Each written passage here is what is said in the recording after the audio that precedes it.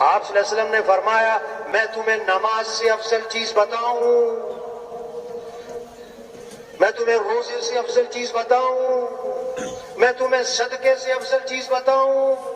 طلب پیدا کی، پوچھا ہے بتاؤں نماز سے افضل، روزے سے افضل، صدقے سے افضل بتاؤں؟ صحابہ نے اس کے حضور کیوں نہیں بتائیں؟ آپ نے فرمایا آپس میں اتفاق سے رہنا یہ نماز اور روزہ اور صدقے سے بھی افضل ہے. آپس میں اتفاق سے رہنا، پیار، محبت، نرمی. ہمارا دین کیا سکھاتا ہے؟ نفع پہنچاؤ، لوگوں کے کام آؤ. عبداللہ بن عباس رضی اللہ عنہ مسجد نبوی میں ہے، اعتکاف میں ہے. ایک شخص کو دیکھا، اس کے پاس گئے اور اس سے پوچھا کہ تمہیں کیا بات ہے؟ مجھے ایسا لگ رہا ہے کہ تم پریشان ہو.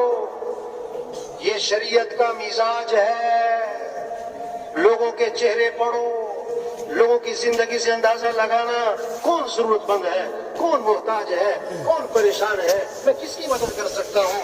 پریشان لوگ نہ پھرے. عبداللہ بن عباس اس کے پاس گئے اور فرمایا مجھے لگ رہا تمہارے چہرے سے کہ تم پریشان ہو. میں کہا جی آپ نے صحیح پہچانا ہے، میں بڑا پریشان ہوں. اب پریشانی سنیں. پریشانی کیا ہے؟ میں نے کسی سے کچھ لینا ہے اور وہ دیتا نہیں. پریشانی کیا ہے؟ میں نے کسی کا کچھ دینا ہے اور میرے پاس ہے کچھ نہیں. یہ پریشانی ہے. میں نے کسی کا حق دینا ہے اور حضور صلی اللہ علیہ وسلم کی قبر کی طرف اشارہ کیا، اس قبر والے کی عزت کی قسم میں اس حق کے ادا کرنے پر قادر نہیں. وہ پریشان. عبداللہ بن عباس رضی اللہ عنہ نے فرمایا اگر تم کہو تو میں تمہاری سفارش کروں. شریعت کا مزاج ہے، اگر آپ کسی کی بات آگے پہنچا سکتے تو پہنچانی چاہیے. انہوں نے کہا آپ کی مہربانی ہوگی. جوتا لیا، مسجد سے باہر نکلے اور چل پڑے. اس نے راستے میں کہا حضرت آپ بھول گئے، آپ تو اعتکاف میں تھے، بھول گئے اپنا اعتکاف؟ کہ نہیں بھولا نہیں ہوں، مجھے یاد ہے میں اعتکاف میں تھا اور میں پھر بھی نکلا ہوں. پتہ کیوں نکلا ہوں؟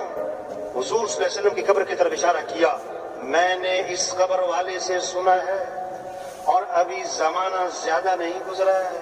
اور یہ کہہ کر آنکھوں میں آنسو آ گئے. آپ نے فرمایا جو اپنے مسلمان بھائی کی حاجت کو پورا کرنے کے لیے چلے پھرے کوشش کرے، یہ اس کے لیے 10 سال کے اعتکاف سے افضل ہے.